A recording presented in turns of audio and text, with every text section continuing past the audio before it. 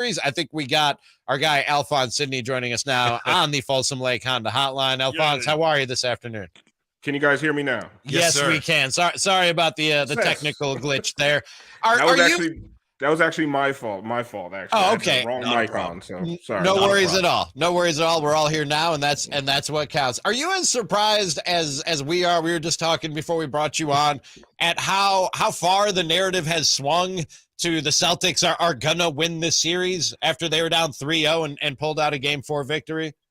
I'm not surprised at all, right? Like, this has been the Miami Heat fan experience ever since the first play-in game, right?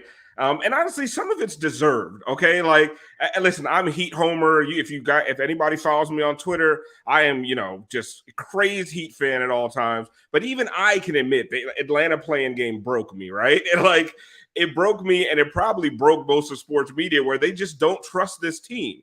And it doesn't matter. I mean, the comeback against Chicago in the second play-in game, beating the Milwaukee Bucks, even with a hobbled Giannis. Giannis played 3 out of those 5 games, right? And beating them in 5 games. They were not favored against the Knicks, taking them out in 6. Really, it was like 5 because Jimmy didn't play 1 game, right?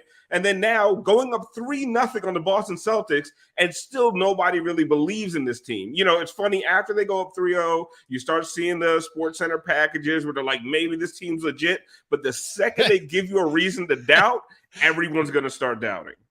Alphonse, let me ask you a nuts and bolts question here. Who takes Gabe Vincent's minutes? How does Coach Spoelstra account for his absence tonight?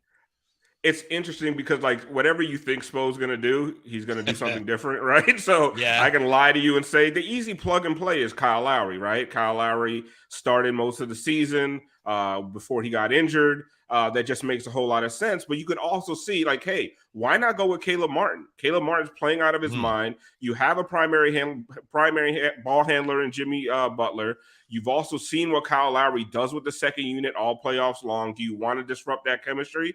But part of that chemistry is having Caleb Martin on the bench. So there's a lot of different things they could do, right? And then who else takes the minutes? There's Haywood Highsmith, who hasn't gotten a lot of minutes off the bench. Not a lot of people are familiar with Haywood's work, right?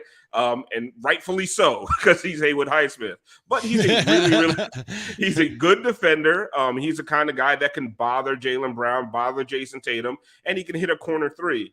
Me personally, what I would do is I would actually start Kyle Lowry and Caleb Martin and put Kevin Love on the bench as your backup 5. Why would I do that? Because Boston has gone to a 1 big lineup, and the advantages that Kevin Love brings is when you have 2 bigs out there, one of them has to guard Kevin Love on the perimeter, and he can also do a good job on bigs in the paint, boxing out. So now when you just have Al Horford out there, you can camp Derek White on Kevin Love and completely take him out of the picture. So I would start Caleb Martin and Kyle Lowry, put Kevin Love on the bench as your backup 5, and see how that works out for you.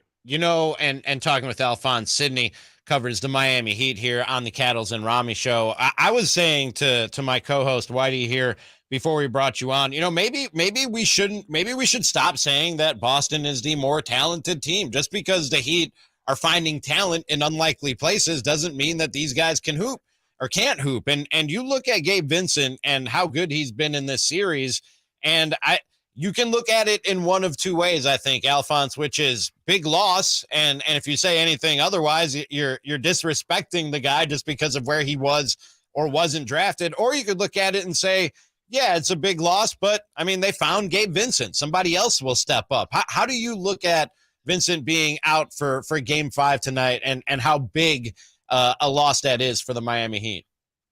I think it's huge, right? Because Gabe does so many things, right? He's this, the Heat have always been at their best when they have a relief scorer, right? Where the other team's going on a run, the guy can get you some relief points.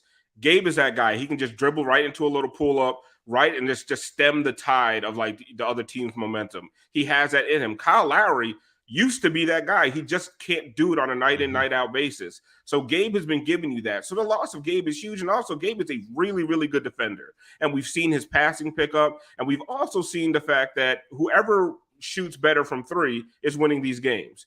And Gabe has been a really good 3-point shooter throughout the playoffs. But as you said, this Heat team has this mentality, next man up. Every time, like, we would always laugh at Spo. They'd have like 6 healthy guys, like, during the COVID season. And he'd say, we have enough. Right? He always says we have enough. But they've proven time and time again that they will figure it out, right? Tyler Hero goes down. It was doom and gloom. Victor Oladipo goes down. It's doom and gloom. They found another guy. They found somebody to step up. Duncan Robinson, riding the bench all season long. Now in the playoffs, they called on him because Tyler Hero's hurt. All of a sudden, Duncan Robinson's leading the league in three-point percentage in the playoffs, right? So the mentality of this team is don't be ready so you don't have to get ready. So there will be somebody that's going to fill in that role and do it as admirably as possible, and you just got to hope it's enough to take down Boston. So following up on that, Alphonse, to that point, to your eye, how significant has the coaching advantage in this series been for the Heat? It's been huge, right? And it's a lot of it is not just Spo just so much smarter than Mazzulla, right? It's a lot of it is like Spo's been here before, right? Spo isn't afraid to lose his starting point guard in the conference finals. Spo's not afraid of a 21-2 run because they're just going to come back with a 19-2 run. One of the things he does for this team is that he settles them down, right? He doesn't panic. They're not, there's not a situation that he hasn't seen, and he has them really, really prepared. And another thing he does great is adjustments, right? If something's going wrong, Spo will completely abandon a game plan and just, okay, the zone isn't working, we're back to man, right? They're killing our high pick and roll, let's do something else. So he has the experience that he's not going to get rattled in these situations. Joe Mazzulla, we've seen at times he looks like a deer in the headlights. Like he looks like he literally has no idea what's happening. He has no idea what to do. He threw a clipboard in game one.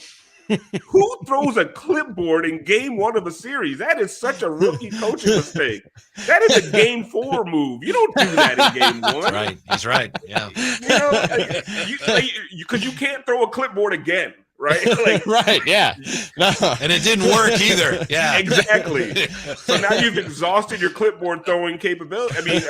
Capability now. Yeah. What do you have left? Now he has to throw a chair. And then, come on. That's game 7 stuff. So. Exactly. Yeah. Take a page out of the Bobby Knight book. No, you're right.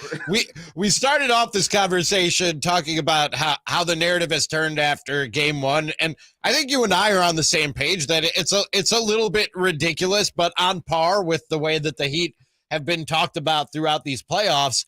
If this thing were to go to 3-2, let's say Boston pulls it out tonight. Then how legit is the talk that Boston can win this series in your eyes? It's still not legit. It's just we have how many years of NBA history to go on, right? Mm-hmm. Nobody's come back from 3-0. I don't care how bad you think the Miami Heat are. Like, they're still an NBA team. You got to beat them 4 times in a row after they beat you 3 times. Going back to Miami, like, it's going to be really, like, talk to me after it's 3-3. Right. And then it's a 1-game playoff, one and done. It's anybody's series at that point. But still, you have as the Boston Celtics, you have to beat the Heat 4 times straight. And they've also not even been a good home team in these playoffs. So I don't know why the assumption is that we're going to go back to Boston and they're just going to steamroll Miami there because, they haven't steamrolled anybody in Boston. No. How do you see this one playing out tonight? You got a prediction for me, Alphonse? As we say on Miami Heat Beat, it's always Heat in 5, right? So I think they take it home tonight. I think Jimmy Butler is annoyed. He wants the time off. He wants a break. They don't want to keep playing games without Gabe Vincent. I see a big game from Kyle Lowry. I see a big game from Jimmy, and I see a big game from Bam. They're most experienced guys. They're quote unquote stars. I think they bring it home tonight. How do you like their chances against the Nuggets if they finish it off tonight, or in 5 or 6 or 7? Listen, I have no idea, guys. To be honest, I have no clue because, like, if it's the Heat team from the Bucks series, I feel great about them. If it's the Heat team from 2 nights ago, I don't feel great. If it's the regular season Heat team, it's a sweep in Denver, right? I don't like. The one thing I've not done is make a bunch of predictions coming into these series because I just like the rest of America, I don't know which Heat team is going to show up. I'm starting to believe more and more, right? And as a cocky fan, I want to say they'll take the Nuggets down in 6. I have no idea. Jokic is terrifying. I have nightmares about Jokic, right? So and honestly, Bam does a great job against opposing centers. Jokic gives him fits. He can literally do nothing against Jokic. So, what are you going to throw Kevin Love on him?